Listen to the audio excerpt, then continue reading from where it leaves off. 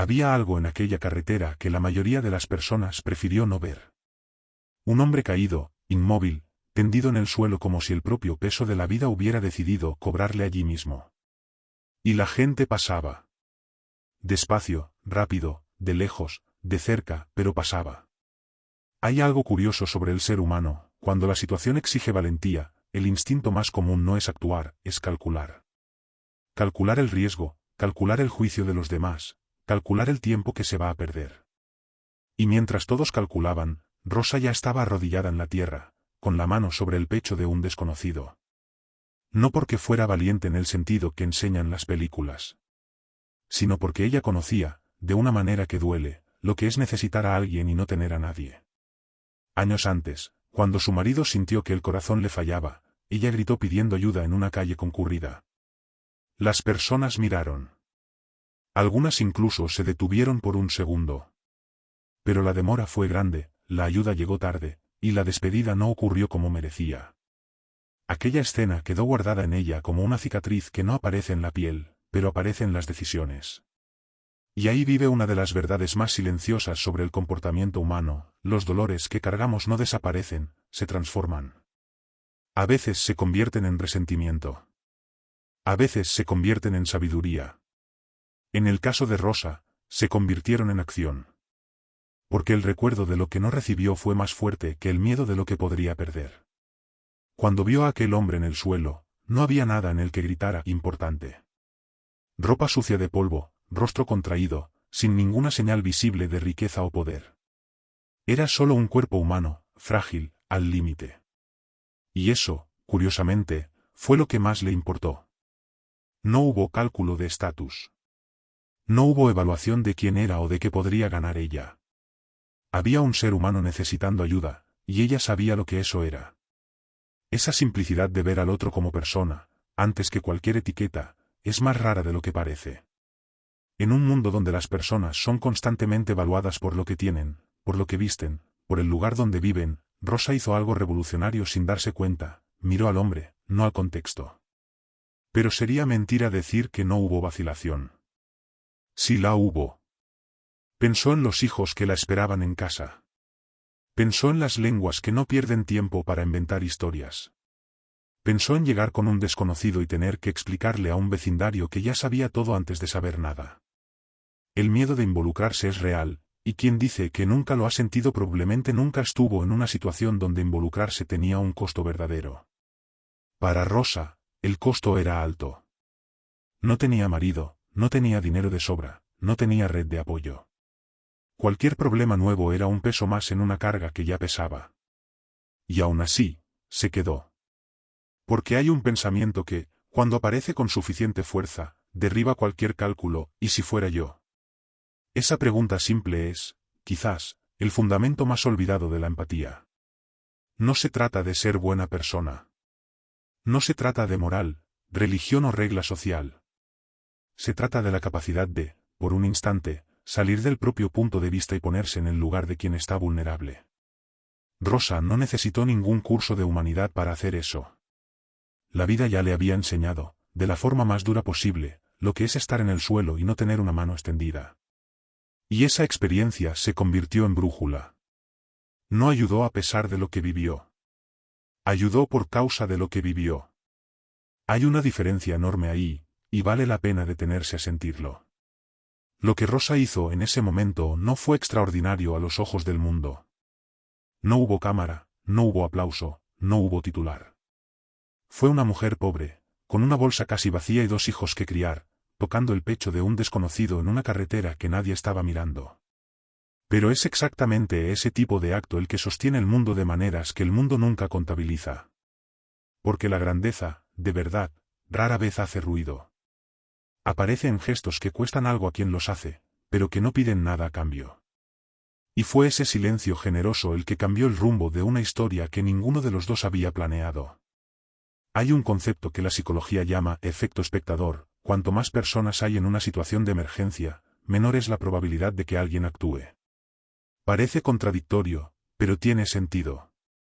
Cuando hay muchos, cada uno asume que otro tomará la iniciativa. La responsabilidad se diluye. Todos esperan al siguiente. Y el resultado es que nadie hace nada. Rosa estaba sola en ese tramo de la carretera cuando realmente importó. No había multitud con la cual dividir la responsabilidad. Era ella, el hombre y la decisión. Y la decisión solitaria, sin público, sin aprobación garantizada, es donde el carácter de una persona realmente aparece. Ella no sabía, claro, que aquel hombre tenía más posesiones de las que podría imaginar. No sabía que su decisión en ese instante cambiaría la trayectoria de sus propios hijos. No sabía que estaba plantando una semilla cuyos frutos aún no podía ver. Esa es otra cosa que la vida enseña con el tiempo, los momentos que más transforman rara vez parecen importantes mientras están ocurriendo. Solo vemos su peso cuando miramos hacia atrás. Rosa actuó sin saber la magnitud de lo que estaba haciendo. Y tal vez sea precisamente por eso que el gesto fue tan puro. Hay una frase que encaja aquí como un guante: el carácter es lo que haces cuando nadie está mirando. Rosa no estaba siendo observada. No había nadie para validar su elección, nadie para testimoniar el esfuerzo, nadie para contar después que ella fue la heroína de la historia. Era solo ella y su conciencia. Y la conciencia habló más alto que el miedo. Ese tipo de integridad silenciosa es lo que separa a las personas que viven de acuerdo con lo que creen de aquellas que solo actúan cuando tienen audiencia. Es fácil ser generoso cuando hay cámara. Es otra cosa cuando no la hay. ¿Y qué ocurrió después de que tocó aquel pecho frío y sintió el soplo débil, casi imperceptible? Allí, sin saberlo, había tomado una decisión que iba mucho más allá de salvar una vida. Había decidido, con el cuerpo antes que con la mente, que la vida del otro importaba tanto como la suya. Que un desconocido merecía el mismo cuidado que ella querría recibir. En ese instante, todo comenzó. Una historia de dos mundos que nunca deberían cruzarse, pero que el azar, o tal vez algo más grande, decidió colocar en el mismo punto de una carretera polvorienta. Y lo que esa casa sencilla de madera guarda dentro de ella es mucho más de lo que parece a primera vista. Existe un momento exacto, que dura tal vez 2 o 3 segundos, en el que la mayoría de las personas decide no actuar. No es cobardía en el sentido cruel de la palabra. Es algo más humano que eso, más instintivo. Es el cerebro haciendo un barrido rápido de todo lo que puede salir mal, de todo lo que puede costar, de todo lo que los demás van a pensar. Y en ese barrido veloz, el miedo casi siempre gana. Rosa lo sintió. Sintió el peso de ese instante como quien sostiene una puerta que el viento quiere cerrar. Se detuvo. Miró. Y por algunos segundos quedó suspendida entre lo que sentía y lo que temía. Es un lugar que todo ser humano conoce, aunque nunca lo haya admitido en voz alta. El miedo de involucrarse no nace de la maldad. Nace de la experiencia. Nace de todas las veces que alguien intentó ayudar y salió herido. De todas las historias que comenzaron con buena intención y terminaron en juicio. Aprendemos pronto, de maneras sutiles, que involucrarse tiene precio. Que extender la mano puede generar chismes, desconfianza, acusaciones. Y entonces entra en escena el mecanismo de defensa más natural del mundo: empezamos a calcular antes de actuar. No porque seamos egoístas, sino porque aprendimos que el mundo no siempre es amable con quien es amable primero. Rosa conocía ese mundo. Vivía en él todos los días. Pensó en los hijos. Ese pensamiento llegó rápido y fuerte, como suele llegar para quien carga una responsabilidad que no tiene con quien compartir. 2 hijos esperando en casa, con hambre de comida y de presencia. Cualquier decisión que tomara allí tendría repercusiones en ellos. Involucrarse con un desconocido inconsciente podía significar horas perdidas, problemas con vecinos, sospechas de gente que no necesitaba mucho para inventar una historia. Para quien tiene poco, cada movimiento necesita ser calculado. No es frialdad, es supervivencia. Y aún así, con todo eso pesando, no se fue. Porque hay cosas que pesan más que el miedo, y Rosa estaba a punto de descubrir cuál era la suya. Hay una diferencia fundamental entre el miedo que protege y el miedo que paraliza. El primero es útil, necesario, incluso inteligente. Es el que nos hace comprobar si la carretera está libre antes de cruzar, el que avisa cuando una situación tiene un riesgo real. El segundo es el que impide vivir, actuar, ser quien podríamos ser. Rosa sintió los dos al mismo tiempo. El miedo que protegía decía: tienes hijos, Piénsalo bien. El miedo que paralizaba decía, ¿qué van a decir? ¿Y si sale mal? ¿Y si nadie te cree? Reconocer cuál de los dos está hablando más fuerte en cada momento es una de las habilidades más valiosas que existen, y poquísimas personas se detienen a desarrollarla conscientemente. El juicio de los demás tiene un poder desproporcionado sobre las decisiones humanas. Estudios de comportamiento social muestran que el miedo a ser malinterpretado es, muchas veces, más fuerte que el miedo a consecuencias físicas reales. Preferimos no actuar antes que actuar mal y ser juzgados por eso. Rosa sabía, en el fondo, que en una comunidad pequeña, donde todos se conocen y la memoria colectiva es larga, aparecer con un hombre desconocido daría de qué hablar. Eso no es paranoia. Es realismo. Y aún así, se quedó. Porque hubo un pensamiento que cortó todo eso como cuchillo en mantequilla: si fuera yo, me gustaría que alguien se detuviera. Esa frase sencilla tiene más poder del que parece. La empatía real no es un sentimiento bonito. Es una decisión difícil. Es elegir actuar por el otro incluso cuando eso te cuesta algo. Rosa no tenía el lujo de hacer gestos sin consecuencias. Cada hora invertida, cada recurso usado, cada riesgo asumido era real y tenía peso en el presupuesto ajustado de su vida. Y aún así eligió. Eso es lo que separa la empatía verdadera de la empatía decorativa, esa que aparece en los discursos pero desaparece cuando el costo es real. La empatía de Rosa no era bonita ni cómoda. Estaba sucia de tierra, cansada, asustada. Y era completamente genuina. Hay personas que pasaron por esa carretera que probablemente se justificaron después a sí mismas.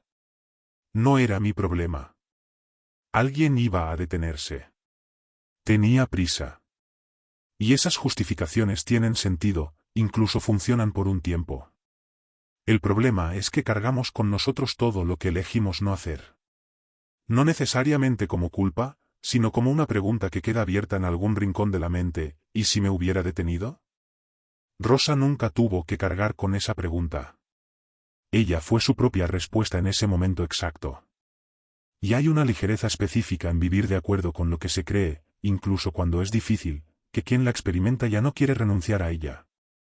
El miedo de involucrarse también tiene que ver con la sensación de impotencia. Muchas personas no actúan porque no saben qué hacer, y la incertidumbre paraliza tanto como el miedo al juicio. Rosa no tenía entrenamiento médico. No tenía equipo. No tenía certeza de que lograría ayudar. Pero tenía manos, tenía presencia, y tenía el recuerdo vivo de que a veces todo lo que una persona necesita es que alguien no se vaya. Así que se quedó. Sin manual, sin garantía, sin conocer el final de la historia. Solo con la decisión de no ser una más que pasó de largo. Y a veces es exactamente eso lo que salva una vida.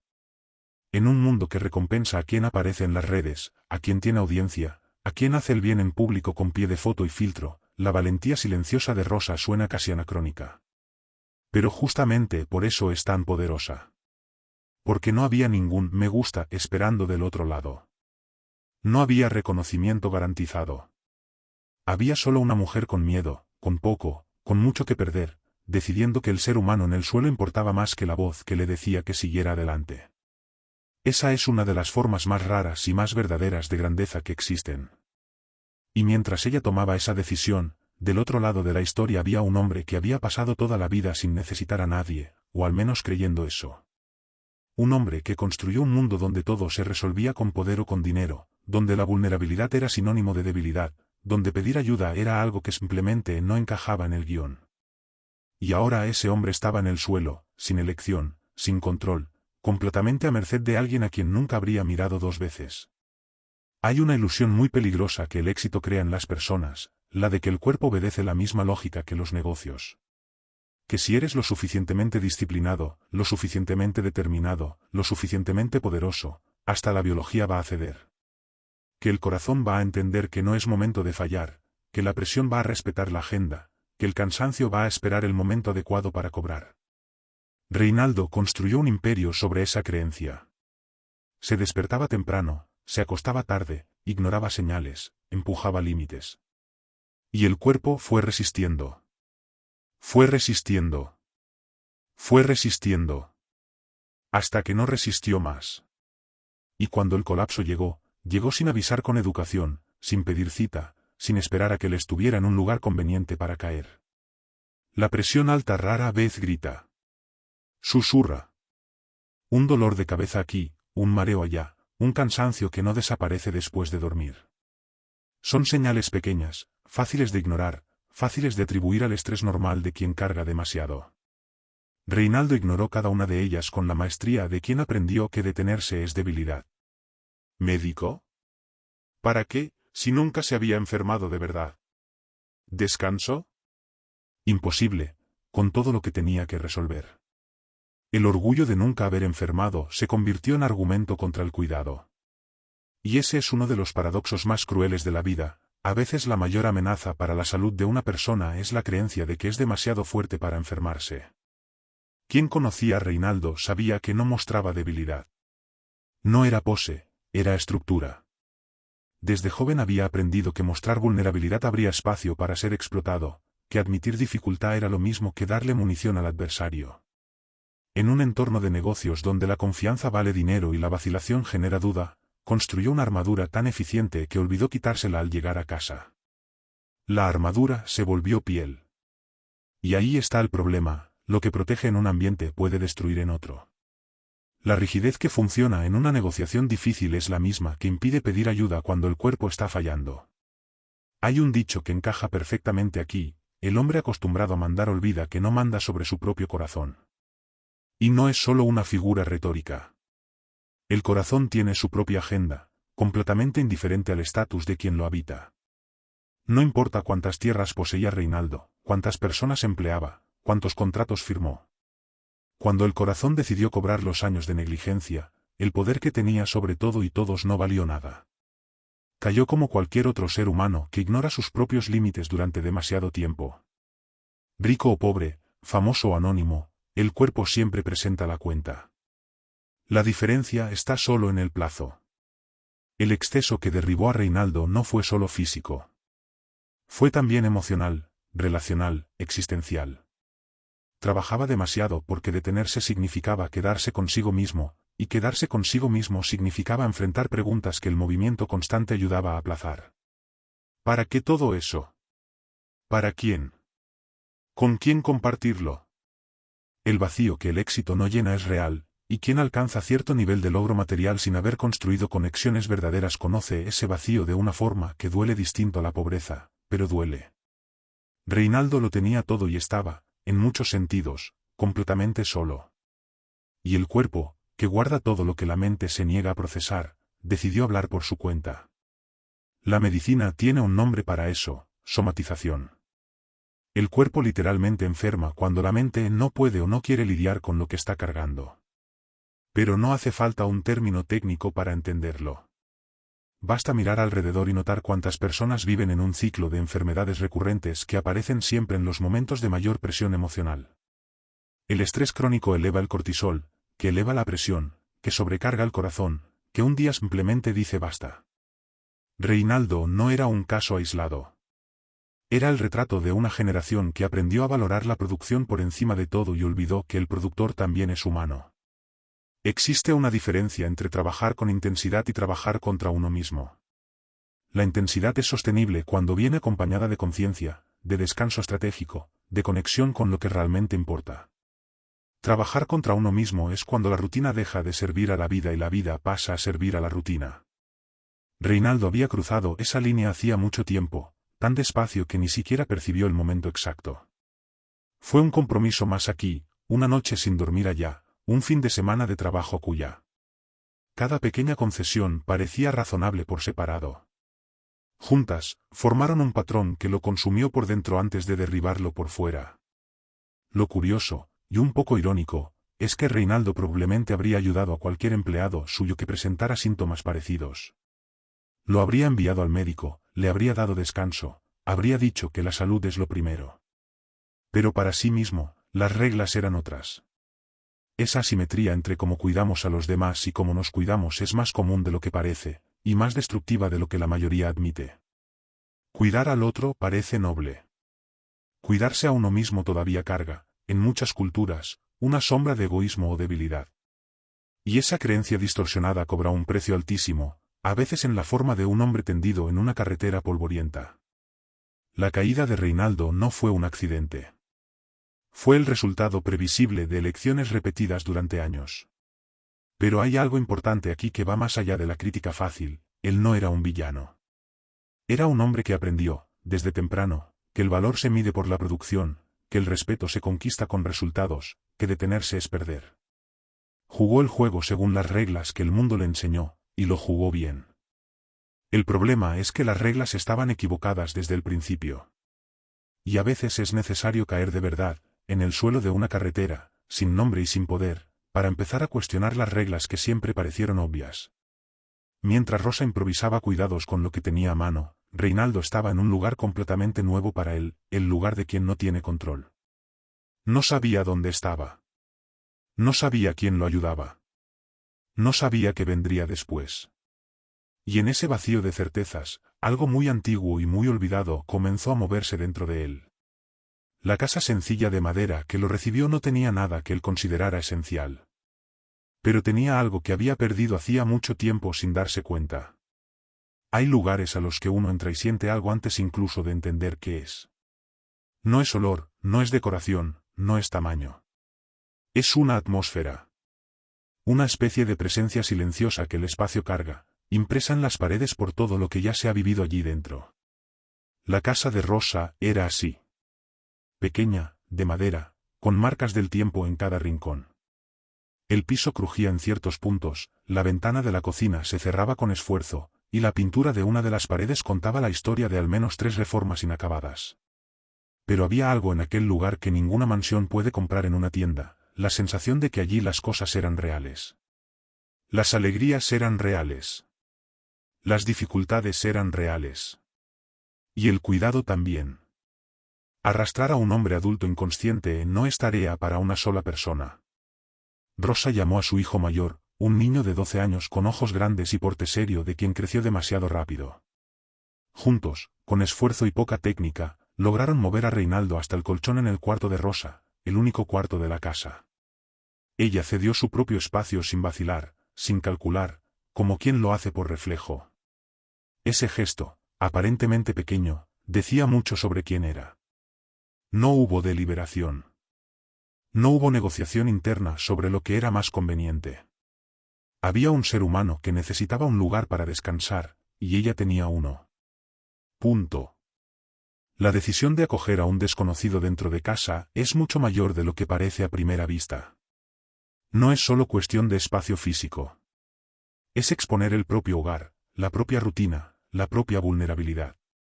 La casa de Rosa era el único territorio donde tenía control total sobre su vida y la de sus hijos. Traer a alguien desconocido a ese espacio era renunciar a una capa de seguridad que, para quien tiene poco, vale mucho. Y lo hizo. Sin saber su nombre, sin saber de dónde venía, sin saber si al despertar sería agradecido o problemático. Lo hizo porque era lo correcto, y para Rosa eso era argumento suficiente. Hay una psicología interesante detrás de los ambientes simples y organizados. Las investigaciones muestran que los espacios limpios y ordenados, independientemente del tamaño o del valor material, transmiten un mensaje poderoso sobre quienes los habitan: son personas que respetan lo que tienen. Rosa no tenía mucho. Pero lo que tenía estaba cuidado. La loza apilada con esmero, el suelo barrido, la ropa doblada. Cada detalle comunicaba una dignidad silenciosa que no dependía del dinero. Y Reinaldo, incluso sin conciencia en ese primer momento, fue recibido por ese entorno. Entró en una casa que tenía menos que cualquier habitación de su hacienda, y estaba siendo tratado con más cuidado del que probablemente había recibido en mucho tiempo. La hija menor de Rosa, una niña de 8 años con trenzas deshechas y curiosidad en la mirada, se quedó parada en la puerta del cuarto observando al hombre extraño en la cama de su madre. No tenía miedo. Tenía esa curiosidad honesta que solo los niños todavía se permiten sin filtro. Rosa le pidió que trajera agua y un paño limpio, y la niña salió corriendo con la seriedad de quien recibió una misión importante. Esa escena, tan cotidiana y tan humana, tenía algo sagrado. Una niña aprendiendo, sin palabras, que se ayuda a quien lo necesita. Que el tamaño de la casa no define el tamaño del corazón. Que la generosidad no es privilegio de quien tiene mucho, sino elección de quien decide tenerla. Hay una frase que encaja aquí como un marco: casa pequeña a veces alberga una grandeza que ninguna hacienda puede comprar. No es romanticismo de la pobreza, no es glorificación de la dificultad. Es una observación honesta sobre donde ciertas cualidades humanas crecen con más fuerza. Cuando el espacio es limitado, cuando los recursos son escasos, cuando no hay exceso que distraiga, lo que queda es lo esencial. Y lo esencial, muchas veces, es exactamente lo que falta en los lugares donde todo es grande y nada es íntimo. Reinaldo lo descubriría pronto, pero aún no era el momento. Primero, necesitaba sobrevivir. Rosa organizó lo que tenía con la eficiencia de quien está acostumbrada a hacer mucho con poco. Ese es un talento específico, desarrollado en la escuela de la necesidad, que quien nunca pasó por carencias difícilmente comprende de verdad. No es resignación. Es creatividad aplicada a la supervivencia. Es saber que el limón que quedó en el frutero puede convertirse en té, que el paño viejo puede volverse compresa, que la solución rara vez está en lo que falta sino en lo que aún hay. Mientras improvisaba lo que podía, Rosa no pensaba en lo absurda que era la situación. Estaba resolviendo el problema frente a ella, un paso a la vez. Esa capacidad de enfocarse en lo posible, en lugar de paralizarse ante lo que falta, es una de las formas más poderosas de inteligencia práctica que existen. La casa recibió a Reinaldo sin ceremonia y sin juicio. No había nada allí que lo evaluara por lo que poseía, por lo que construyó, por el nombre que llevaba. Las paredes de madera no sabían quién era. La cama sencilla no hizo distinción. Los hijos de Rosa lo trataron como tratarían a cualquier persona que su madre decidiera ayudar. Y hay algo profundamente restaurador en ese tipo de anonimato. Ser tratado como ser humano, sin el peso de la reputación, sin la expectativa que viene adherida al poder, es una experiencia que Reinaldo nunca había tenido en su vida adulta.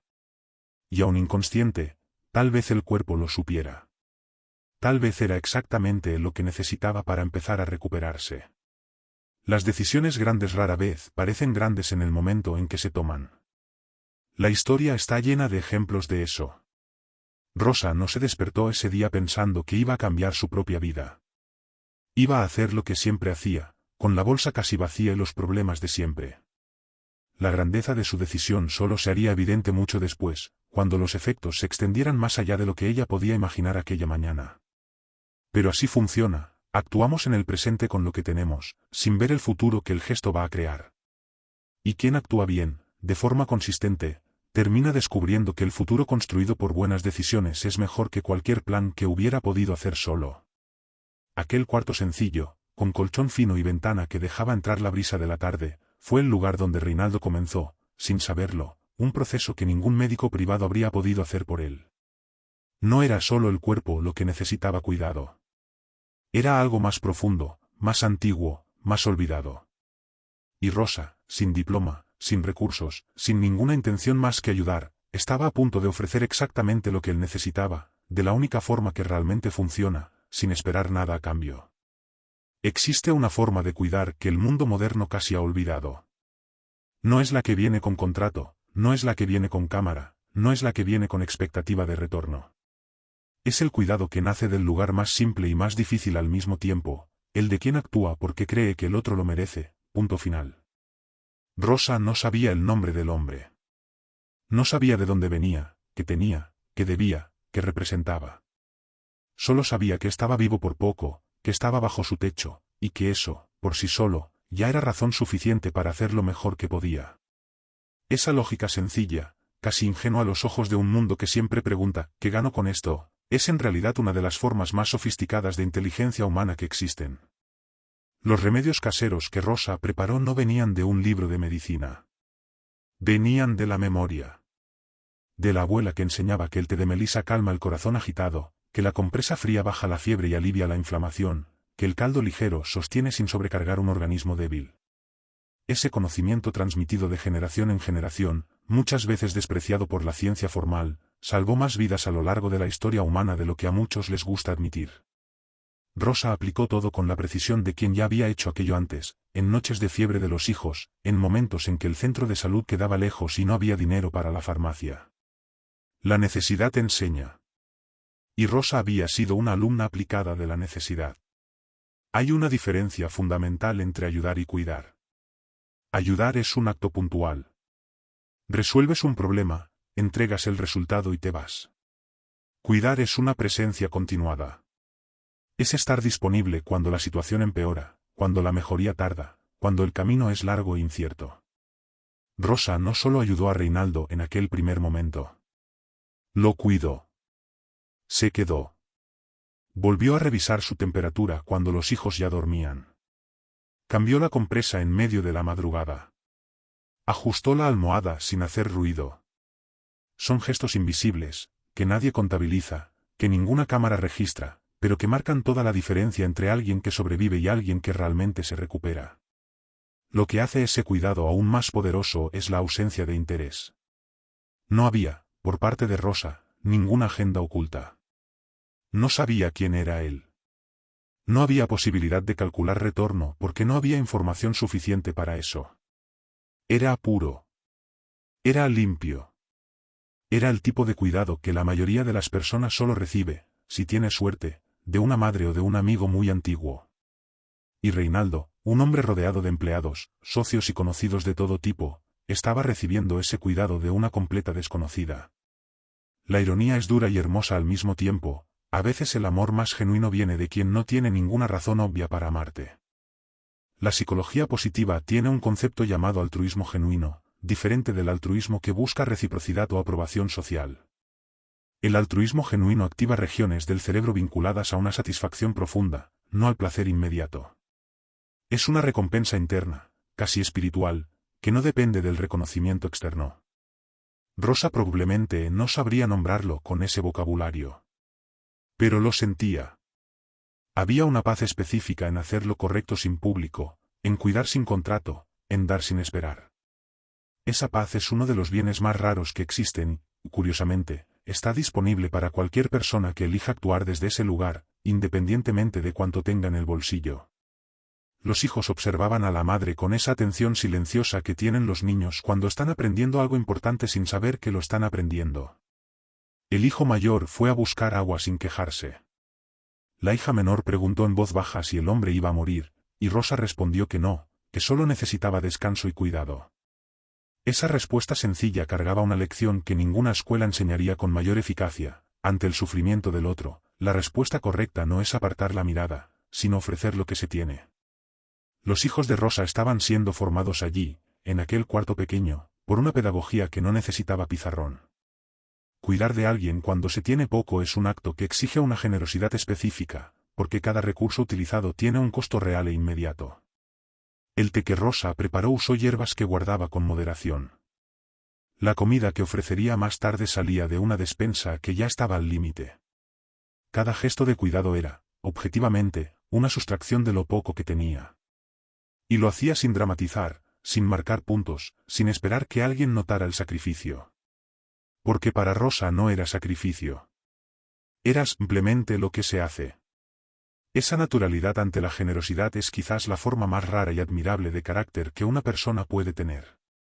Hay una escena que ocurre en muchos hogares humildes y que quienes crecieron en la abundancia rara vez conocen, la de partir lo que se tiene por la mitad para que alcance para dos. Es una matemática que desafía la lógica, pero funciona en la práctica, porque lo que falta en cantidad se compensa con intención. Rosa dividía.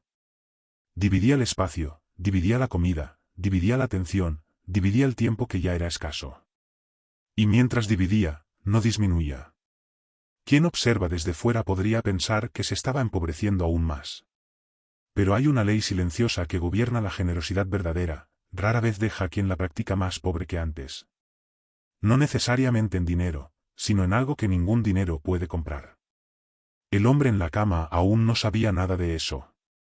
Estaba entre el sueño y la conciencia, en un estado donde la mente descansa pero el cuerpo registra. Y el cuerpo de Reinaldo estaba registrando algo que nunca había experimentado con esa intensidad, el cuidado de quien no quiere nada. La temperatura de las compresas, el aroma del té, la voz baja de Rosa orientando a los hijos en la habitación contigua. Todo eso entraba por capas, sin pedir permiso, sin necesitar ser procesado por la mente racional que él siempre había usado como escudo. A veces la curación comienza exactamente cuando la guardia baja. Y cuando Reinaldo finalmente abrió los ojos, lo que encontró no fue lo que habría esperado en ningún escenario que su vida anterior le hubiera preparado. No había equipo médico, no había asistente, no había nadie que lo reconociera o supiera su nombre. Había una mujer sencilla, con ojos cansados y manos curtidas, preguntando con calma si podía tragar un poco de caldo. Y por primera vez en muchos años, Reinaldo no tenía una respuesta preparada. No sabía qué decir. No sabía quién era en ese lugar. Y ese no saber, que normalmente lo habría aterrorizado, empezó a abrir algo dentro de él que llevaba demasiado tiempo cerrado. Despertar sin saber dónde se está es una de las experiencias más desorientadoras que puede vivir un ser humano. Durante unos segundos, antes de que la memoria organice las piezas, existe un estado puro de presencia donde la identidad desaparece y queda solo la conciencia. Reinaldo lo vivió. Abrió los ojos y encontró un techo de madera que no era el suyo, una luz que entraba torcida por la ventana, un olor a hierbas que no reconocía. El cuerpo dolía de una manera específica, ese cansancio profundo que va más allá del músculo y llega al hueso. Intentó incorporarse y no pudo. Y entonces, en ese instante exacto, ocurrió algo que no le había ocurrido en décadas, necesitó ayuda y no pudo fingir que no la necesitaba. La vulnerabilidad es una de las experiencias más mal comprendidas de la vida humana. El mundo enseña que es debilidad, que exponerla es peligroso, que quien la muestra se convierte en blanco. Y hay una verdad parcial en eso, especialmente en ambientes competitivos donde la fragilidad es explotada. Pero hay otra verdad, mayor y más fundamental, que esa enseñanza oculta: la vulnerabilidad es también la puerta de entrada a la conexión real. No existe intimidad sin ella. No existe confianza sin ella. No existe crecimiento personal verdadero sin atravesarla. Reinaldo se había protegido tan bien, durante tanto tiempo, que se había aislado sin darse cuenta. La armadura que lo protegía también lo aprisionaba. No dijo su nombre. Ese detalle es pequeño en la superficie y enorme por debajo. Reinaldo eligió, consciente o instintivamente, no revelar quién era. Y esa elección creó algo que nunca había experimentado en su vida adulta, la posibilidad de ser tratado como persona, no como personaje. Cuando la identidad desaparece, ¿qué queda? Es una pregunta que la mayoría nunca necesita enfrentar de verdad.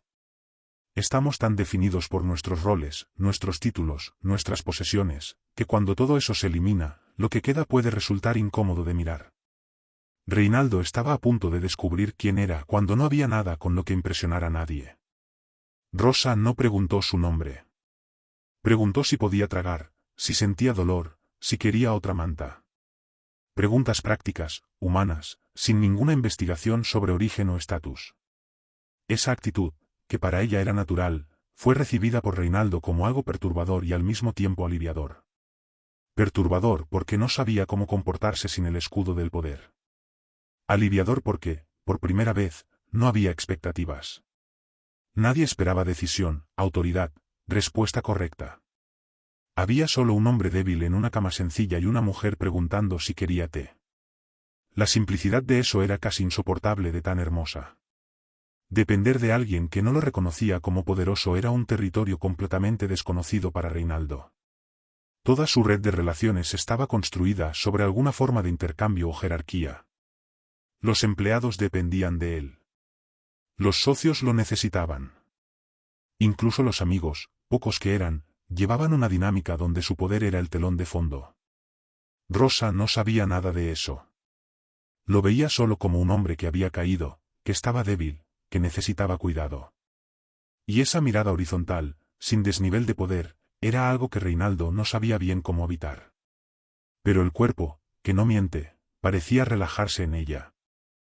La ciencia del estrés muestra algo fascinante: el organismo humano se recupera más rápido en ambientes de seguridad emocional que en entornos técnicamente superiores pero emocionalmente fríos. Un hospital privado con equipos de última generación puede ser menos terapéutico que un cuarto sencillo donde alguien realmente se preocupa. No porque la tecnología no importe, sino porque el ser humano es un animal social que responde profundamente a la presencia genuina del otro. Reinaldo estaba recibiendo exactamente eso. Sin revelar su nombre, sin poder retribuir, sin control sobre nada, estaba siendo cuidado. Y el cuerpo lo entendía antes de que la mente lo aceptara. Había algo en los ojos de Rosa que Reinaldo no lograba clasificar. No era lástima, que él detestaría. No era admiración, que esperaría de cualquier otra persona. Era una especie de atención tranquila, como la de quien mira algo que importa sin necesidad de que ese algo sea extraordinario. Lo miraba como miraba a sus hijos cuando estaban enfermos, con presencia total, sin juicio, sin agenda. Y Reinaldo, acostumbrado a ser mirado con interés, con envidia, con respeto calculado, no sabía qué hacer con esa mirada. Porque esa mirada no quería nada de él. Y no querer nada de alguien, en el mundo en que él vivía, era lo más raro que existía. La vulnerabilidad forzada tiene un poder específico que la vulnerabilidad elegida rara vez tiene, elimina todas las salidas. Cuando elegimos ser vulnerables, aún tenemos control sobre cuánto exponemos, el momento, la narrativa. Cuando la vulnerabilidad es impuesta por las circunstancias, como le ocurrió a Reinaldo, no hay control. No hay guión. Hay solo la realidad cruda de necesitar y no poder fingir que no se necesita. Y es en ese espacio sin escapatoria donde suelen ocurrir las mayores transformaciones humanas. No porque el dolor sea bueno en sí mismo, sino porque elimina las capas que impiden el contacto con lo esencial. Reinaldo permaneció en silencio durante mucho tiempo en ese primer día consciente. Observaba. El niño que pasaba por la puerta con leña. La niña que espiaba desde el umbral con ojos curiosos. Rosa que iba y venía con la economía de movimientos de quien sabe exactamente lo que hay que hacer y no desperdicia energía en lo superfluo. Aquella casa funcionaba con una lógica que él no conocía, basada en necesidad real y no en apariencia. Y había una dignidad en eso que lo incomodaba de una manera que aún no sabía nombrar. ¿Cómo puede una casa tan pequeña parecer tan completa? La respuesta no llegaría de golpe. Llegaría poco a poco, en las horas siguientes, en los días que se acumularon sin que él percibiera que estaba cambiando. Porque la transformación real no llega con fanfarria. Entra por las rendijas, por los silencios, por las pequeñas observaciones que se suman hasta que un día la persona se mira al espejo y ve a alguien ligeramente distinto de quien estaba allí antes. Reinaldo aún no lo sabía. Pero el silencio de aquella casa sencilla ya estaba haciendo el trabajo que ningún éxito había logrado hacer. Y lo que vería en los días siguientes, observando a esa familia vivir, le enseñaría más que años de negocios y conquistas. Hay un tipo de conocimiento que no cabe en ningún libro.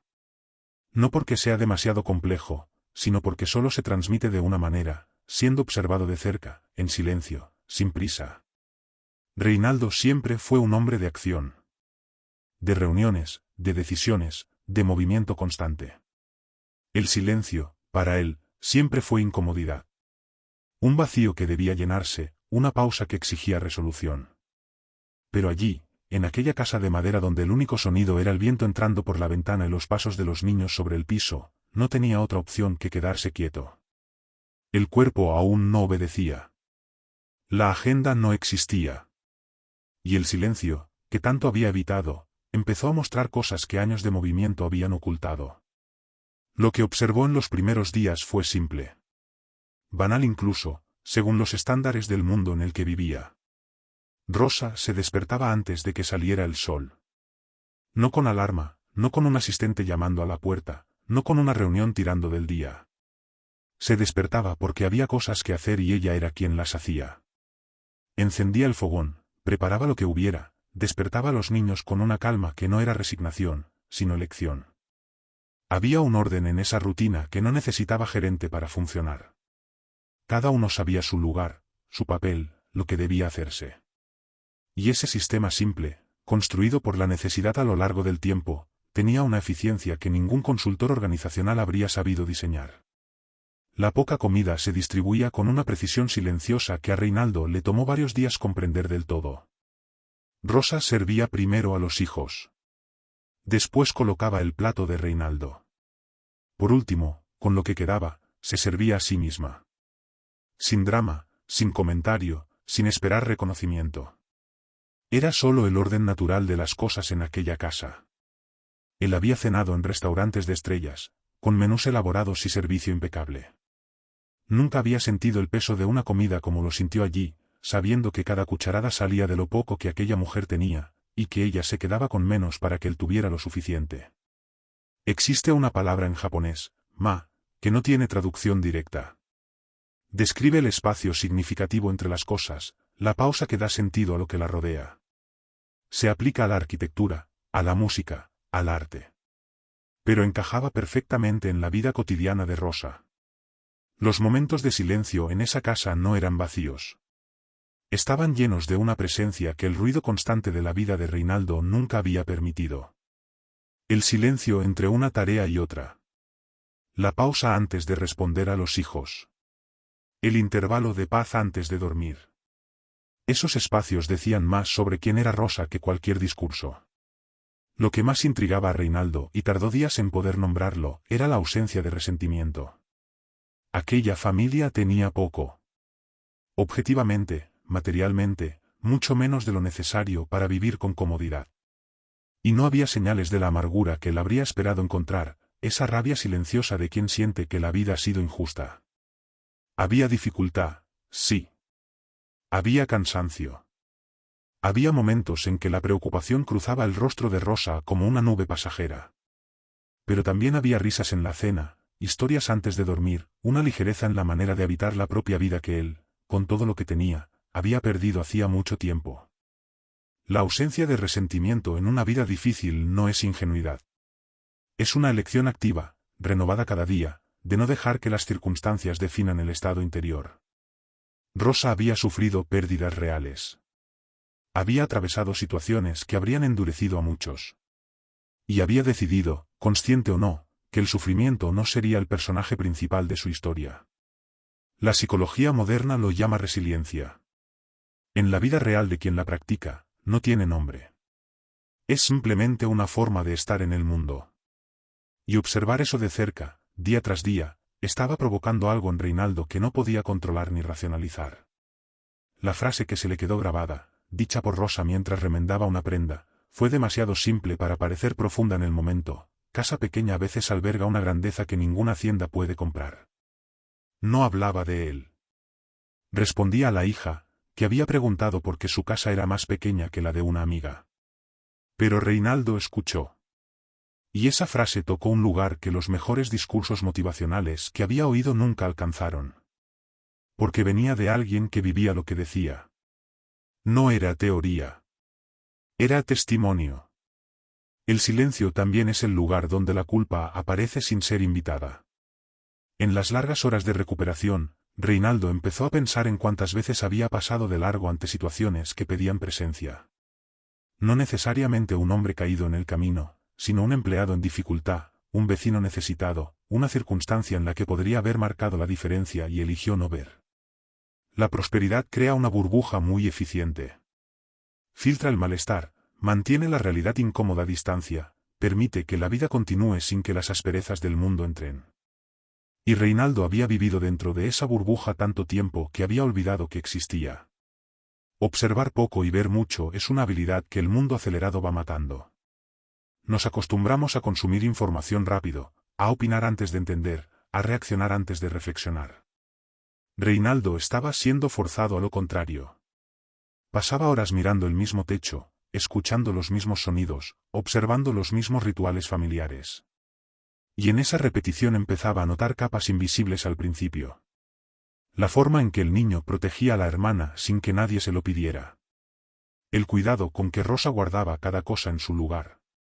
La gratitud genuina de los hijos por detalles que él nunca habría considerado dignos de gratitud. Aquel silencio estaba realizando una cirugía sin bisturí.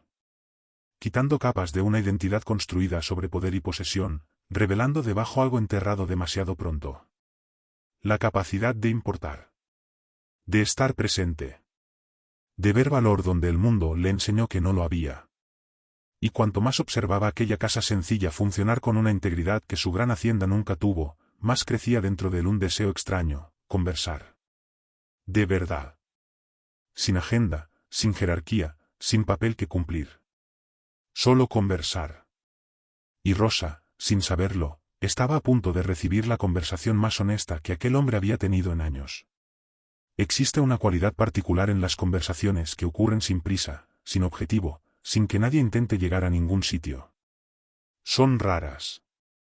En un mundo acelerado donde casi todo intercambio tiene una función, donde incluso la charla casual esconde alguna intención, sentarse y simplemente hablar es un lujo que pocos saben que han perdido. Fue en una de esas tardes quietas, con la luz inclinada del atardecer entrando por la ventana y los niños jugando afuera, cuando Rosa y Reinaldo comenzaron a hablar de verdad.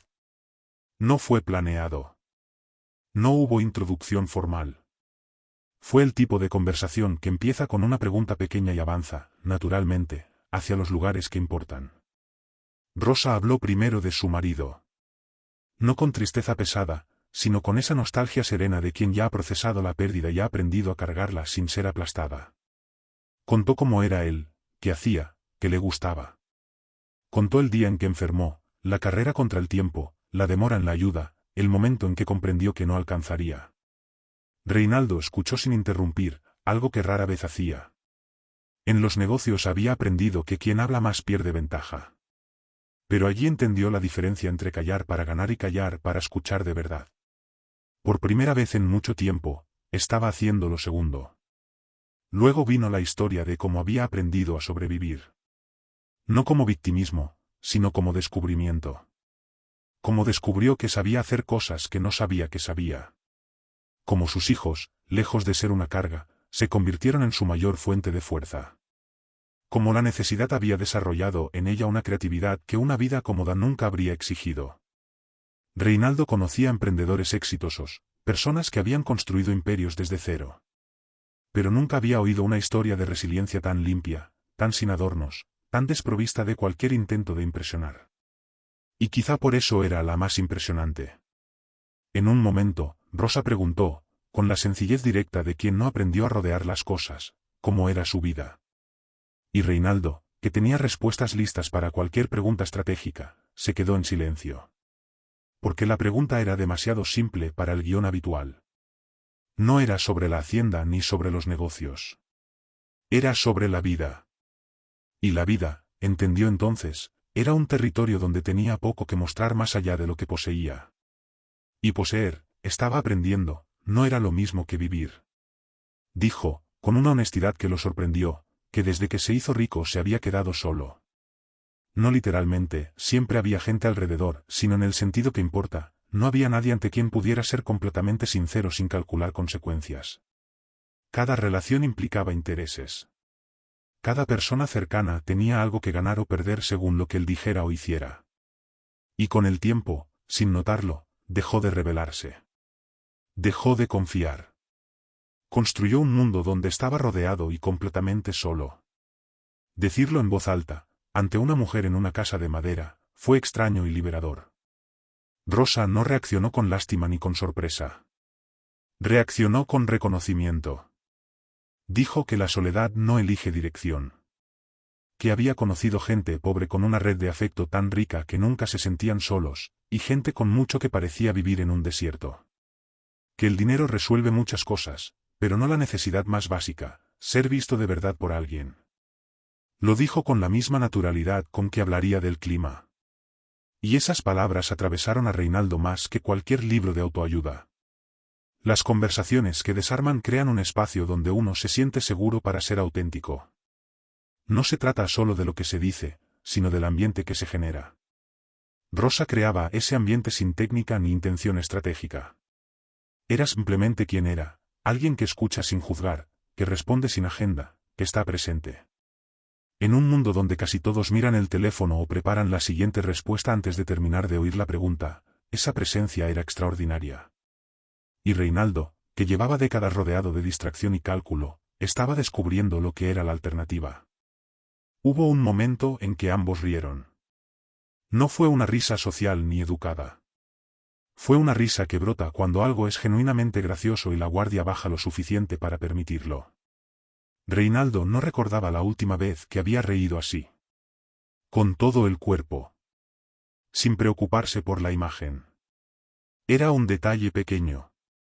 Pero fue cuando comprendió que estaba, de una manera difícil de explicar, más vivo que en mucho tiempo. No a pesar de la debilidad. Gracias a ella. Las conversaciones continuaron en los días siguientes, siempre al final de la tarde, siempre con esa calidad de tiempo que no parece tener prisa. Y cada diálogo iba quitando una capa. Del orgullo que se volvió coraza. De la dureza que se volvió hábito. De la soledad que se volvió normalidad. Rosa no estaba intentando transformarlo. Solo estaba siendo ella misma. Y eso hacía un trabajo que años de éxito no habían logrado. Porque el espejo más honesto no es el de vidrio. Es la mirada de alguien que no necesita nada de ti. Y entonces, en un día que comenzó como todos, todo cambió. Un hombre del pueblo pasó por el camino preguntando por un hacendado desaparecido. Rosa estaba afuera cuando oyó el nombre. Giró despacio el rostro, miró por la ventana al hombre en la cama, y el corazón le latió más rápido de lo esperado. Porque el nombre que el hombre buscaba era el mismo que había oído a Reinaldo murmurar en medio de la fiebre, 2 días antes, sin darse cuenta de que hablaba. Y ahora, todo lo que había sido simple y humano en aquella casa estaba a punto de volverse complicado de una forma que ninguno de los dos estaba preparado para enfrentar. Hay momentos en la vida en que una información lo cambia todo en cuestión de segundos. No de forma gradual, no poco a poco. De golpe. Como cuando se enciende la luz en una habitación oscura y revela que el espacio que parecía simple es mucho más complejo de lo que se imaginaba. Rosa estaba fuera de la casa, sacudiendo un paño, cuando el hombre del pueblo se detuvo en el camino y preguntó si había visto a alguien. Describió la estatura, la edad, una marca en el brazo izquierdo. Y dijo el nombre. Rosa se quedó inmóvil. El paño quedó suspendido en el aire. Porque el nombre que pronunció era el mismo que ella había guardado sin querer, oído en un murmullo febril 2 días antes, y que ahora encajaba en algo mucho más grande de lo que había imaginado. El hombre del pueblo no era cualquiera. Era un empleado de confianza, visiblemente preocupado, con el gesto de quien llevaba días buscando y empezaba a temer lo peor. Dijo que la familia estaba desesperada. Que se habían organizado búsquedas. Que quien encontrara al hacendado sería muy bien recompensado. Rosa escuchó todo con el rostro neutro, el corazón acelerado y la mente haciendo en segundos una serie de conexiones que cambiaban por completo el contexto de aquella semana. El hombre débil en la cama, sin nombre, sin historia, al que había cuidado como habría cuidado cualquier ser humano, era una de las personas más poderosas de la región. Y no tenía la menor idea de qué hacer con esa información. Su primera reacción no fue alegría ni alivio. Fue miedo. Un miedo específico, el que aparece cuando una situación simple de pronto adquiere implicaciones que superan todo lo que uno puede controlar. Pensó rápido, como quien necesita ordenar la mente antes de que se desborde. Si decía que estaba allí, ¿qué ocurriría? Una avalancha de gente, de juicios, de preguntas que no sabría responder. Y más que eso, la sospecha. Porque en el mundo en el que vivía, una mujer pobre que aloja a un hombre rico desaparecido no es vista como heroína. Es vista como sospechosa. Y Rosa lo sabía sin que nadie tuviera que explicárselo. Hay una crueldad silenciosa en la forma en que el mundo trata la bondad cuando proviene de quien no tiene poder. El rico que ayuda es filántropo. El pobre que ayuda es cuestionado. ¿Cuál es el interés? ¿Qué estará tramando? No puede ser solo bondad, algo debe haber detrás. Rosa había vivido lo suficiente para conocer esa lógica distorsionada, y sabía que la historia que tendría que contar, por más verdadera que fuera, sería recibida con desconfianza por muchos. No necesariamente por mala fe, sino porque el prejuicio funciona como un filtro automático, deformando lo que entra antes incluso de ser analizado. Y ese pensamiento cayó sobre ella con un peso muy real. Despidió al hombre del pueblo con cortesía, diciendo que no había visto a nadie. No fue una mentira calculada. Fue una reacción instintiva de quien necesitaba tiempo para pensar antes de actuar. Entró de nuevo en la casa despacio, cerró la puerta con cuidado y se quedó un momento en el pasillo, respirando. Reinaldo estaba despierto cuando ella entró en la habitación. Había algo en su rostro que él leyó de inmediato, con esa sensibilidad agudizada que los días de observación silenciosa habían desarrollado. No preguntó qué había pasado. Esperó. Y Rosa, después de un silencio que pareció más largo de lo que fue, dijo apenas, «Te están buscando». La reacción de Reinaldo fue compleja y ocurrió en capas visibles. Primero el alivio, casi involuntario, de saber que lo habían buscado, que no había desaparecido sin que nadie lo notara. Después algo más difícil, una mezcla de vergüenza y gratitud al entender que Rosa había descubierto quién era y estaba allí, frente a él, sin cambiar la forma de mirarlo. Sus ojos eran los mismos que cuando él era solo un desconocido débil en una cama. No había cálculo nuevo, ni reposicionamiento social, ni el brillo sutil que aparece cuando alguien percibe que está cerca de alguien útil. Era la misma mirada. Y eso, por razones que tardaría en comprender, fue lo más impactante de todo. Existe una teoría psicológica llamada gestión de impresiones, que describe el esfuerzo constante que las personas hacen para controlar cómo son percibidas. Es un trabajo agotador, casi siempre inconsciente, que consume una enorme energía a lo largo del tiempo. Reinaldo lo había hecho toda la vida. Cada aparición pública, cada reunión, cada interacción estaba cuidadosamente administrada para transmitir la imagen correcta. Y de repente se encontraba en una situación donde la imagen había sido completamente removida, donde alguien lo conoció débil antes de conocerlo poderoso, y reaccionaba igual. La gestión de impresiones había fallado. Y el resultado no fue el desastre que siempre temió. Fue conexión. Rosa se sentó en la silla junto a la cama y dijo, con su franqueza habitual, que necesitaba saber qué quería hacer él. No estaba decidiendo por él. No estaba manejando la situación. Estaba preguntando. Tratándolo como alguien capaz de decidir, aún frágil, aún vulnerable. Ese respeto simple, que todos merecen pero pocos reciben cuando están al límite, tocó algo muy específico en Reinaldo. Porque incluso las personas cercanas a él, cuando estaba vulnerable, tendían a tomar el control, a decidir por él, a protegerlo de una manera que, en el fondo, lo empequeñecía. Rosa no. Rosa preguntó. La conversación que siguió fue distinta a todas las anteriores. Tenía un peso nuevo, una capa adicional de realidad. Reinaldo habló de cosas que no había dicho ni a quienes lo conocían desde hacía décadas. Habló del cansancio real, no el físico sino el otro, el que se acumula cuando la vida se construye sobre expectativa y desempeño en lugar de sentido y conexión. Habló de cómo el poder llegó antes que la madurez para sostenerlo. De cómo construyó mucho y se perdió en el proceso. Y Rosa escuchaba, sin prisa, sin juicio, con esa presencia que se había convertido en el bien más valioso de aquella casa. Pero mientras él hablaba y ella escuchaba, había una pregunta flotando entre ambos. ¿Qué pasaría ahora? Porque el descubrimiento había alterado el equilibrio. Había introducido en la ecuación algo que antes no estaba, el miedo. No el de Reinaldo, sino el de Rosa. El miedo de una mujer sencilla que hizo lo correcto y ahora temía que el mundo, como suele hacerlo, lo convirtiera en problema. Y ese miedo, visible en sus ojos para quien supiera mirar, fue lo primero verdaderamente difícil que Reinaldo tuvo que enfrentar desde que despertó en aquella cama. Hay un tipo de injusticia que no necesita ocurrir para doler. Basta con saber que podría ocurrir. Que el mundo ya ha actuado así antes y podría hacerlo de nuevo. Rosa conocía esa injusticia por experiencia propia y ajena.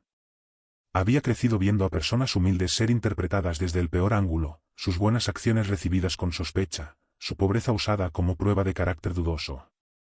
Y ahora estaba exactamente en ese lugar. Había acogido a un hombre rico desaparecido, sin testigos, sin documentos, sin prueba alguna de que todo había sucedido de la forma más simple y humana posible. Y el mundo no suele conceder el beneficio de la duda a quien no tiene poder.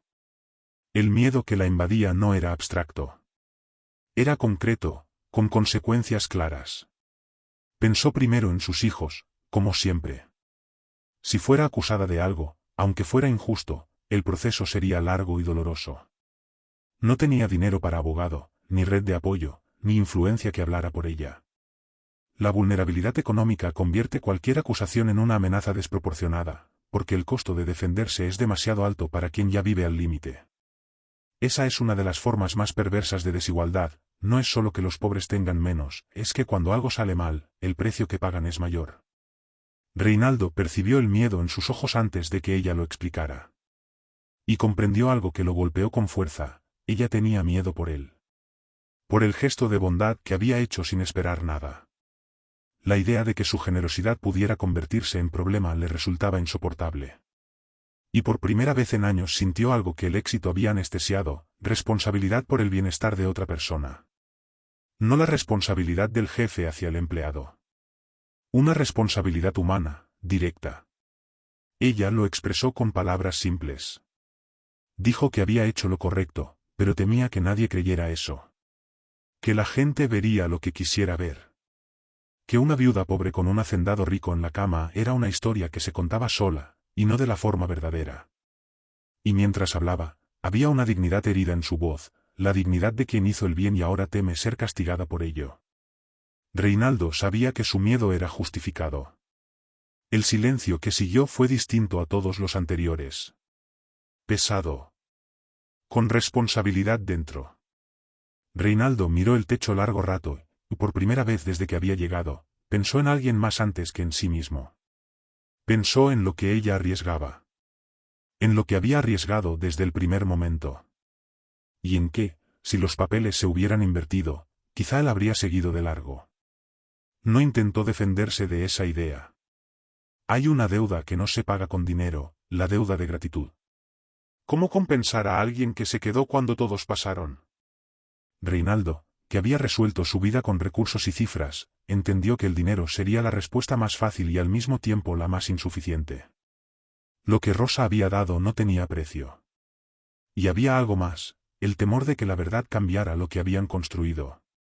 Que él volviera a ser el hombre poderoso de antes. Que las conversaciones, la honestidad, la igualdad desaparecieran en cuanto el estatus regresara. Ese miedo, no dicho, era profundamente humano. Reinaldo permaneció en silencio largo rato. Y cuando habló, no lo hizo como el hombre poderoso que otros describían. Habló con honestidad. Dijo que su miedo tenía sentido. Que el mundo era como ella lo describía. Que él había vivido del lado que no necesita temer, y que solo ahora entendía el costo de eso para quienes están del otro lado. Y dijo, con una claridad nueva, que no permitiría que nada de lo que ella temía ocurriera. No como promesa vacía. Como decisión. Algo cambió en el aire de la habitación. No desapareció el miedo, pero nació una nueva capa entre ellos, responsabilidad compartida y confianza en construcción. Rosa lo miró un momento, evaluando con esa intuición afinada por la necesidad. Luego asintió levemente. No por ingenuidad, sino porque reconoció algo verdadero en sus ojos. Y mientras la tarde caía afuera, ambos supieron que la historia había llegado a un punto sin retorno. Lo que sucediera después dependería de quien eligiera ser cada uno cuando las cosas se volvieran realmente difíciles. La vergüenza es una emoción que el orgullo intenta enterrar viva. No desaparece cuando se la ignora. Se queda allí, quieta, esperando el momento adecuado para emerger. Y ese momento casi siempre es aquel en que la persona ya no puede huir de sí misma. Reinaldo estaba exactamente en ese punto. Días de silencio, de observación, de conversaciones que habían ido quitando capa tras capa de la armadura que usaba como identidad, y ahora había algo que ya no podía dejar de ver. Una verdad simple, incómoda, que había evitado con maestría durante años. Era un hombre que había construido mucho y que, en el proceso, se había convertido en alguien a quien él mismo no admiraría si se encontrara en la calle. No porque fuera malo, sino porque había dejado de mirar. El pensamiento llegó una tarde, mientras observaba por la ventana el camino por el que había sido traído. Pensó, ¿y si hubiera caído en la parte rica del pueblo? En la calle frente a su propia sede de negocios, donde circulaban sus empleados, donde pasaban sus conocidos, donde su nombre era reconocido. La respuesta fue inmediata y honesta, habría decenas de personas alrededor en minutos. No necesariamente por afecto. Por interés, por obligación, por temor a las consecuencias de no actuar ante alguien con poder. Pero allí, en ese camino polvoriento donde nadie sabía su nombre, donde no había nada que ganar ni nada que temer, los que pasaron simplemente siguieron de largo. Y la única que se quedó fue la que menos tenía. Esa percepción abrió una herida que ningún dinero puede cerrar. Porque reveló algo sobre la naturaleza de las relaciones que había construido a lo largo de su vida. ¿Cuántas eran reales? ¿Cuántas de las personas que se sentaban a su mesa, que reían sus bromas, que decían estar de su lado, se quedarían si el poder desapareciera? La respuesta, que ya intuía pero nunca había enfrentado, era, muy pocas. Y había algo profundamente solitario en comprenderlo en un cuarto pequeño de madera, lejos de todo, después de haber sido salvado por una mujer a la que nunca habría mirado en su vida anterior. La vergüenza silenciosa de Reinaldo no era por haber caído. Era por el tipo de hombre que había sido necesario caer para revelar. Por las veces que había pasado por situaciones similares, no necesariamente un hombre en el camino, pero sí momentos donde la humanidad de alguien estaba visible y él había elegido no verla. Había una lista no escrita dentro de él, compuesta por rostros y escenas que ahora regresaban con una claridad que el movimiento constante había impedido. El empleado al que despidió sin conversación porque era más eficiente.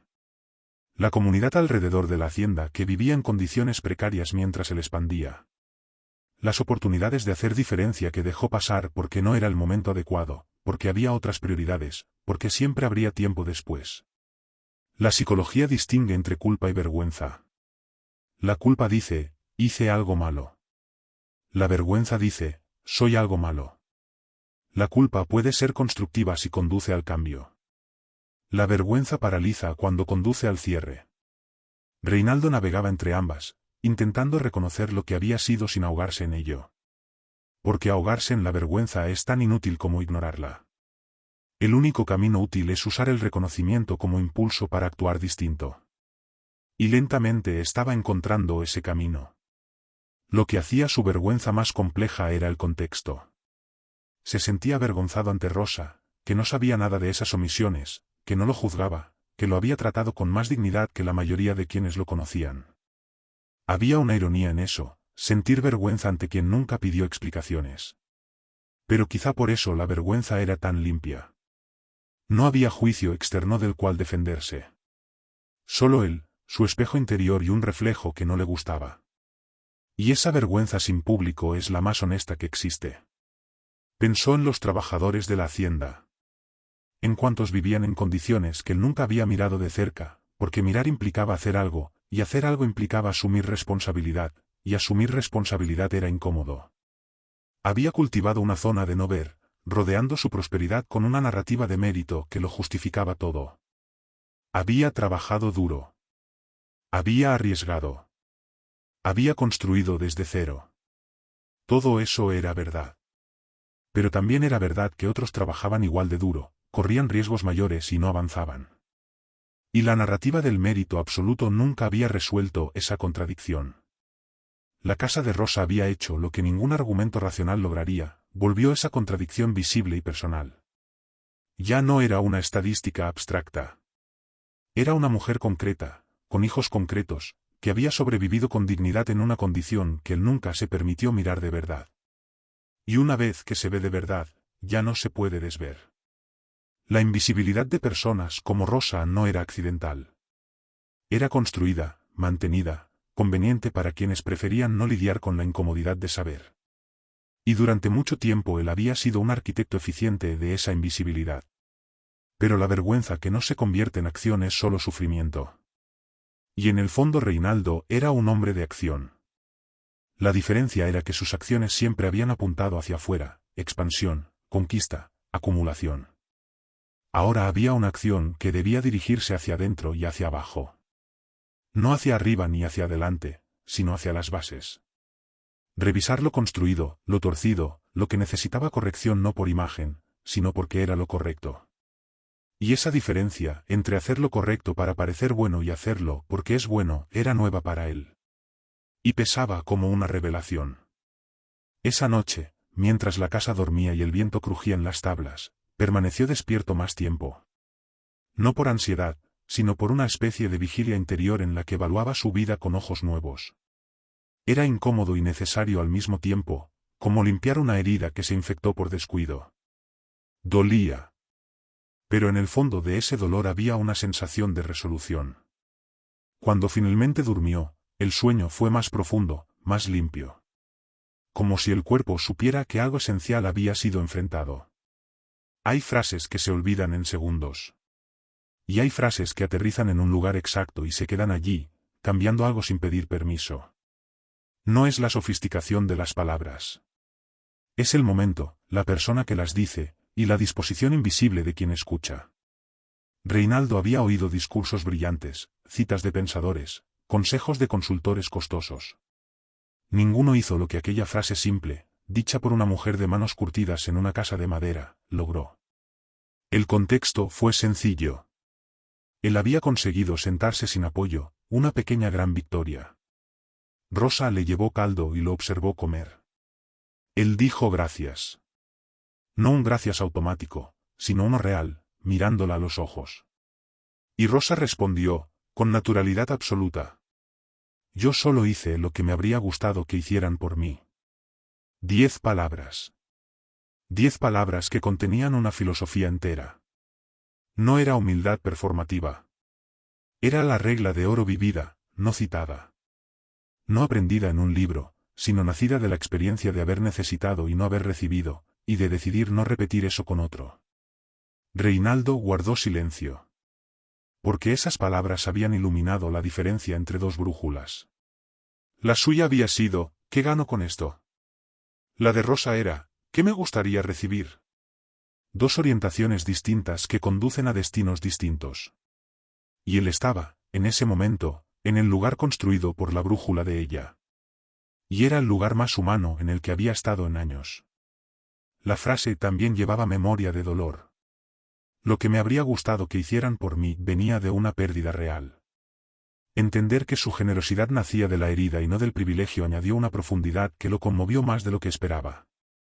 Porque transformar dolor en brújula y no en amargura es una forma extraordinaria de grandeza.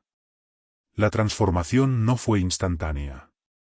Las transformaciones reales no lo son. Pero algo cambió de lugar dentro de él. La pregunta que había guiado su vida se volvió insuficiente.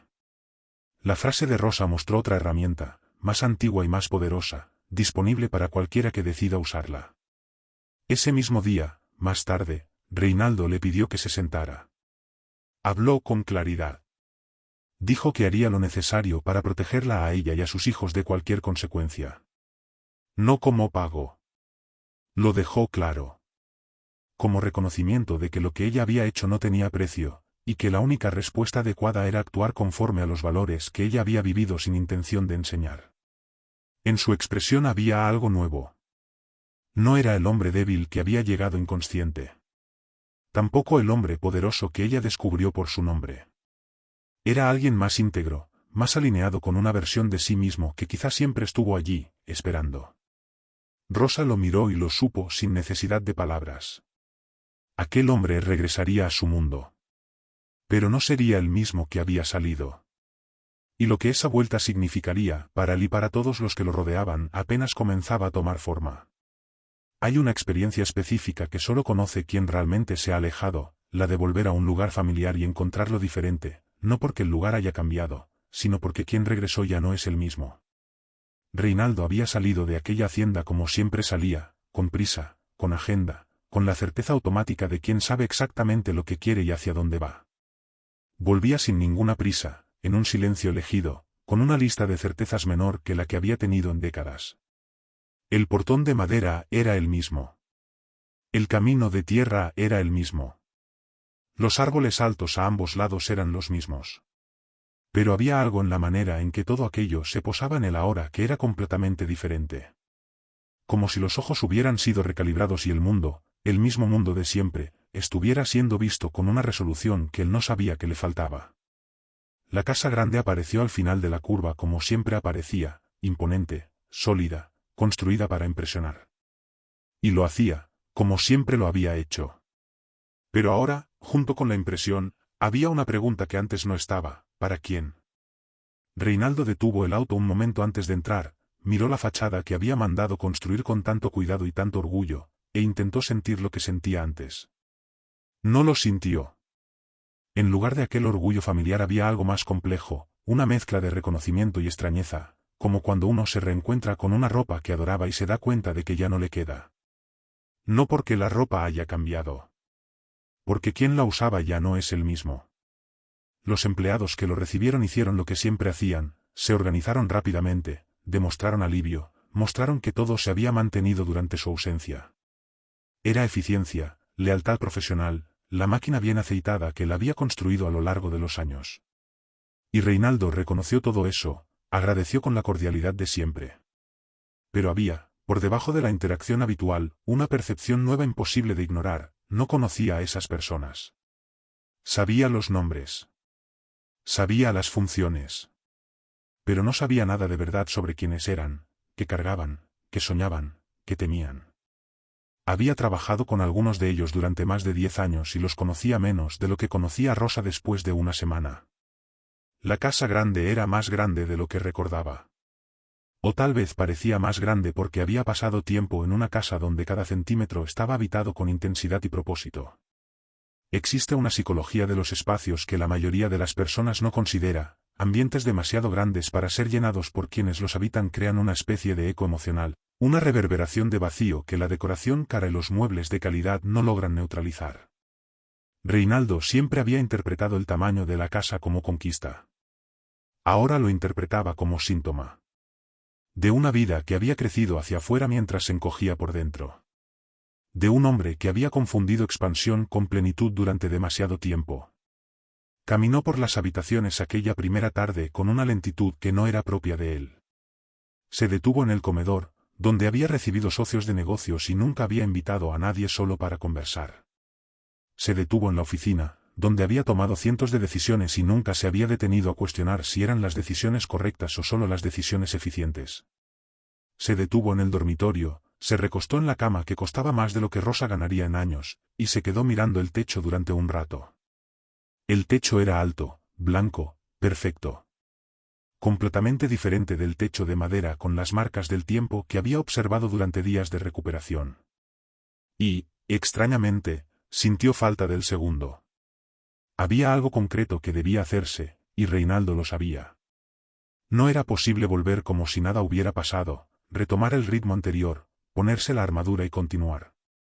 No porque fuera físicamente imposible, sino porque había algo dentro de él que ya no lo aceptaría. Como cuando uno aprende una información que lo cambia todo y se da cuenta de que no hay forma de desaprenderla. La conciencia, una vez expandida, no vuelve a su tamaño anterior. Y la conciencia de Reinaldo se había expandido de formas que aún estaba catalogando, pero que ya hacían imposible el regreso a la versión anterior sin una violencia interna que no estaba dispuesto a cometer contra sí mismo. La primera noche de regreso fue larga.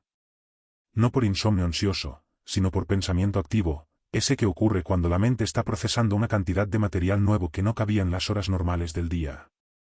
Reinaldo se quedó acostado haciendo algo que nunca había hecho de forma sistemática, un inventario honesto. No de bienes, no de negocios. De relaciones, de elecciones, de impactos.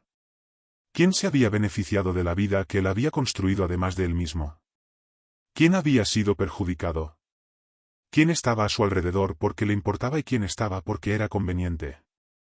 Las respuestas no eran todas cómodas. Pero había algo liberador en finalmente formularlas, en no huir más hacia el trabajo antes de que llegaran las preguntas difíciles. Reinaldo pensó en Rosa varias veces aquella noche. No con romanticismo, sino con esa gratitud específica que se siente por quien nos mostró algo importante sobre nosotros mismos sin cobrar nada por ello. Ella había sido, sin querer, el espejo más honesto que había encontrado. Y lo que el espejo había mostrado era lo suficientemente incómodo como para ser imposible de ignorar y lo suficientemente importante como para no desperdiciarlo. Había una responsabilidad que venía con esa visión. No la responsabilidad pesada y paralizante de la culpa, sino la responsabilidad ligera y directa de quien sabe lo que debe hacerse y tiene los medios para hacerlo. Al día siguiente, Reinaldo convocó una reunión con los gestores de la hacienda. No para dar órdenes, que habría sido lo habitual, sino para hacer preguntas. Sobre las condiciones de los trabajadores. Sobre lo que estaba funcionando y lo que no. Sobre lo que las personas necesitaban y no tenían. Los gestores quedaron visiblemente desconcertados por el formato, porque nunca había sido así. Reunión con Reinaldo siempre había sido monólogo de arriba hacia abajo, nunca diálogo. Y ese pequeño cambio de formato, aparentemente simple, señaló algo que toda la hacienda percibió incluso antes de que se tomara cualquier acción concreta: el hombre que había regresado no era exactamente el mismo que se había ido. Y en medio de todo eso, había un asunto pendiente que pesaba más que cualquier decisión de negocios. Rosa y los hijos estaban en una pequeña casa de madera, con la despensa al límite y un futuro incierto, mientras él estaba en una gran hacienda con más de lo que necesitaba. La cuenta moral de esa situación era simple y clara. Pero cómo resolverla de la manera correcta, sin humillar a quien se había negado a ser humillada ni siquiera en la dificultad, sin convertir la gratitud en limosna, sin reducir la dignidad de aquella mujer al papel de beneficiaria, Era una cuestión que exigía más cuidado que cualquier negociación que hubiera conducido en su vida. Y Reinaldo sabía, con una claridad que pocas cosas en la vida habían producido, que era exactamente el tipo de cuestión que necesitaba acertar.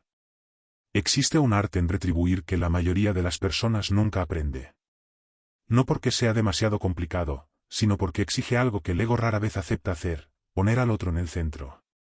La retribución fácil es la que satisface a quien da, no necesariamente a quien recibe. Es el gesto grandioso, visible, que tranquiliza la conciencia de quien está en deuda sin necesariamente resolver la vida de quien lo recibe. Reinaldo ya había hecho ese tipo de retribución antes, algunas donaciones aquí, algún patrocinio allá, gestos calculados que tenían tanto de generosidad como de imagen. Pero esta vez era diferente. Esta vez había un rostro específico, una historia específica, una dignidad específica que debía ser respetada antes que cualquier otra cosa. Y él sabía que si se equivocaba en la forma, acertaría en el valor y aún así se equivocaría en todo. Fue a ver a Rosa. No envió a un empleado, no mandó una carta, no hizo un depósito anónimo. Fue personalmente, una mañana de semana, sin avisar, como alguien que visita no para impresionar sino para conversar. Encontró la casa en el mismo estado de siempre, limpia, organizada, con la dignidad silenciosa que había aprendido a reconocer como marca de aquel lugar. Rosa lo recibió sin sorpresa excesiva, con esa calma que era su tono habitual. Ofreció café como lo ofrecería a cualquier visitante.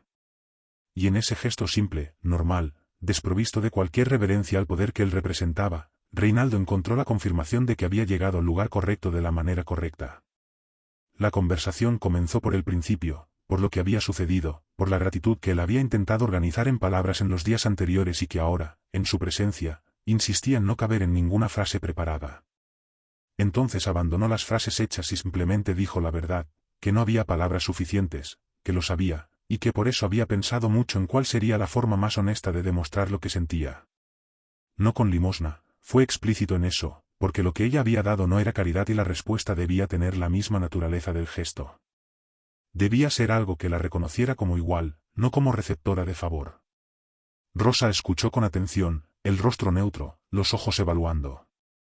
Hay una diferencia fundamental, en la que pocos se detienen a pensar, entre la ayuda que libera y la ayuda que aprisiona. La ayuda que aprisiona crea dependencia, coloca a quien recibe en una posición permanente de gratitud e inferioridad, establece una jerarquía que antes no existía.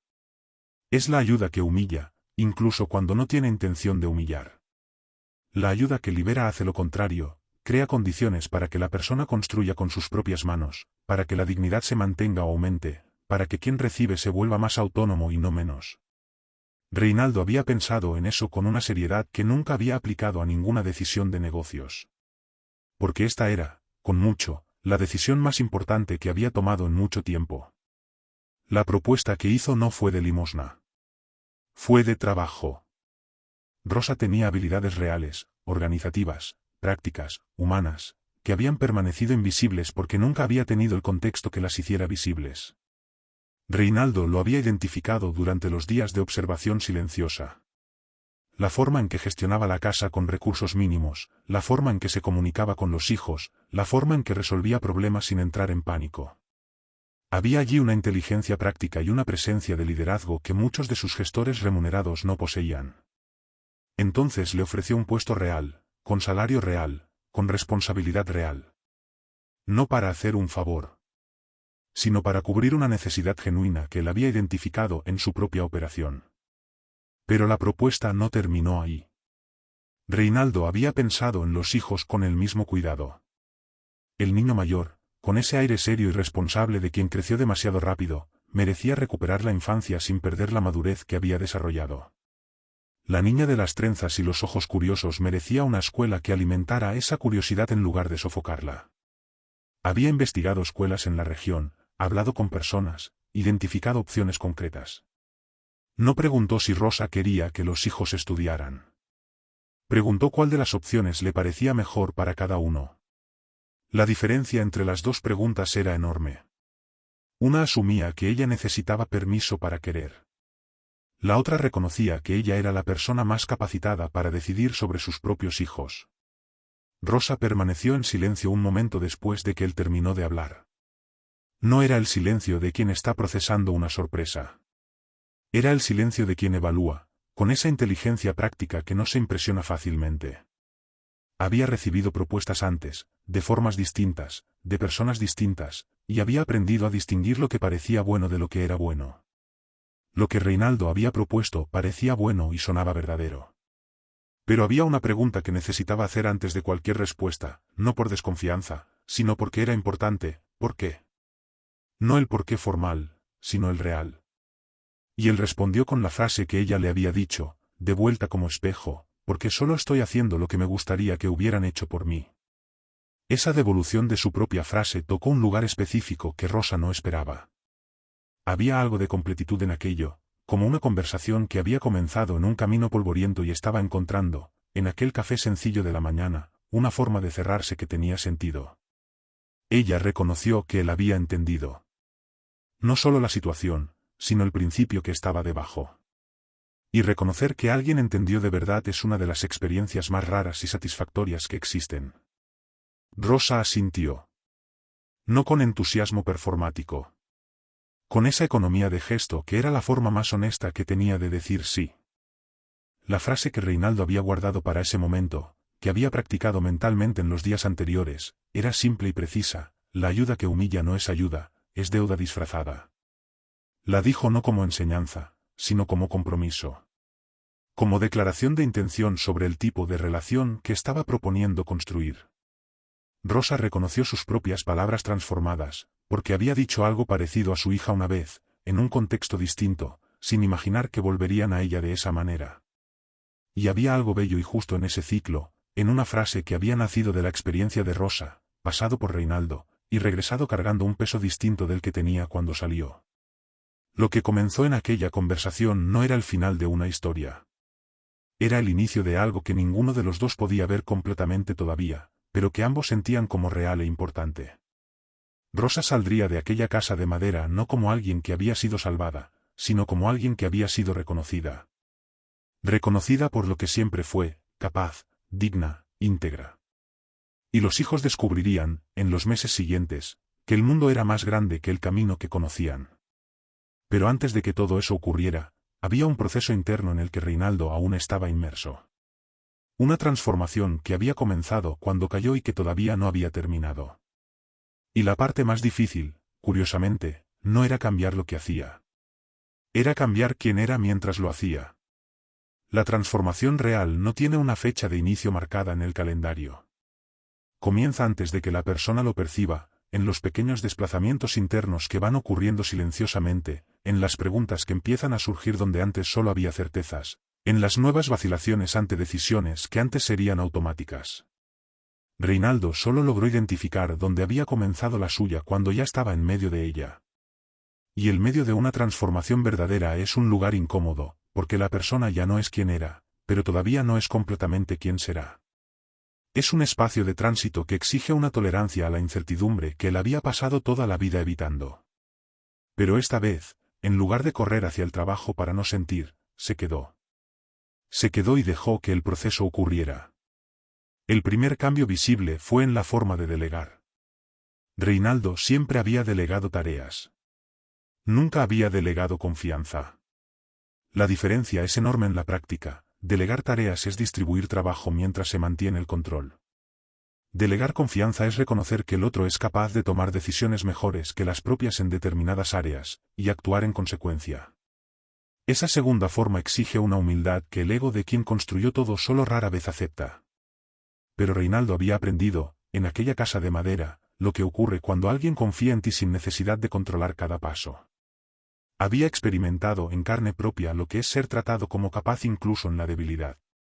Y quería replicar eso en el único ambiente donde tenía poder para hacerlo. Los gestores de la hacienda notaron el cambio antes de entender qué era.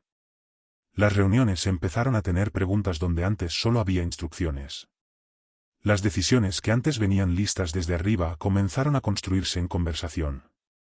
Reinaldo empezó a aparecer en partes de la propiedad a las que rara vez iba, no para fiscalizar, sino para ver. Para realmente ver. Los trabajadores que habían sido rostros anónimos fueron ganando nombres, historias, contextos. Y esa visibilidad que le estaba ofreciendo, ese simple acto de ver a las personas como personas, produjo algo que ningún aumento salarial aislado habría producido, un cambio de atmósfera. Un lugar de trabajo puede tener la misma estructura física y ser completamente diferente según cómo se sientan las personas dentro de él. Aprender a escuchar fue quizá el proceso más largo y revelador. Reinaldo había sido un oyente eficiente durante décadas, en el sentido profesional del término, escuchaba lo suficiente para extraer la información necesaria y tomar la decisión adecuada. Pero escuchar de verdad es otra cosa. Es estar presente en las palabras del otro sin estar ya formulando una respuesta. Es permitir que lo que el otro dice llegue sin ser filtrado de inmediato por la propia agenda. Es soportar el silencio después de que alguien termina de hablar, en lugar de llenarlo enseguida con la propia voz. Estas habilidades parecen simples hasta que uno intenta practicarlas de verdad. Reinaldo lo intentó. Se equivocó. Lo intentó de nuevo. Y fue notando, poco a poco, que las conversaciones estaban produciendo cosas que las anteriores nunca habían producido, ¿verdad? Agradecer también cambió de naturaleza. No en la forma, que siempre había sido educada, sino en el contenido.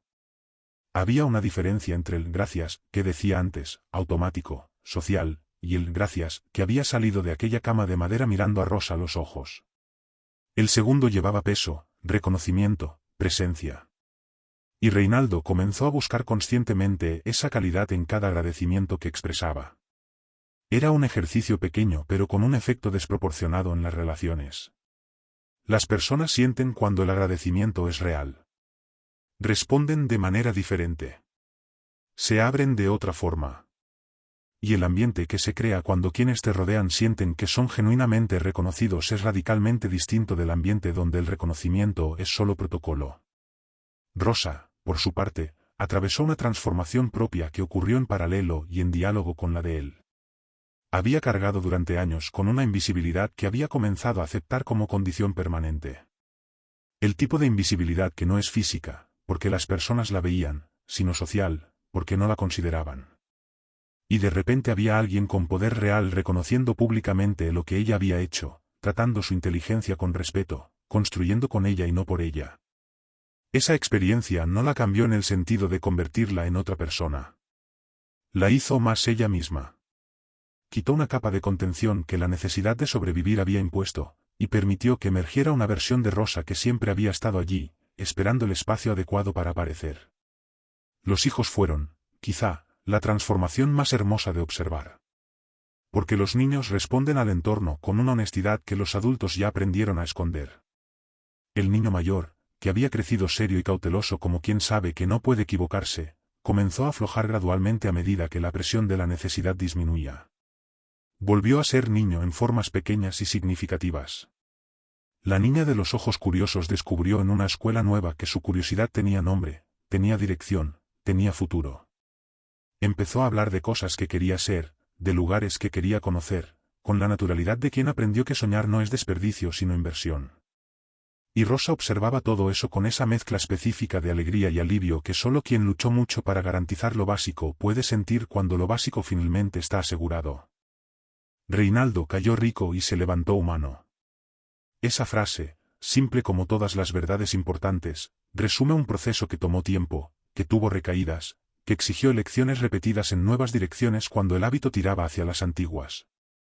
La transformación no es lineal. Es un proceso con avances y retrocesos, con días en que la persona nueva está presente y días en que la persona antigua reaparece como si nunca se hubiera ido.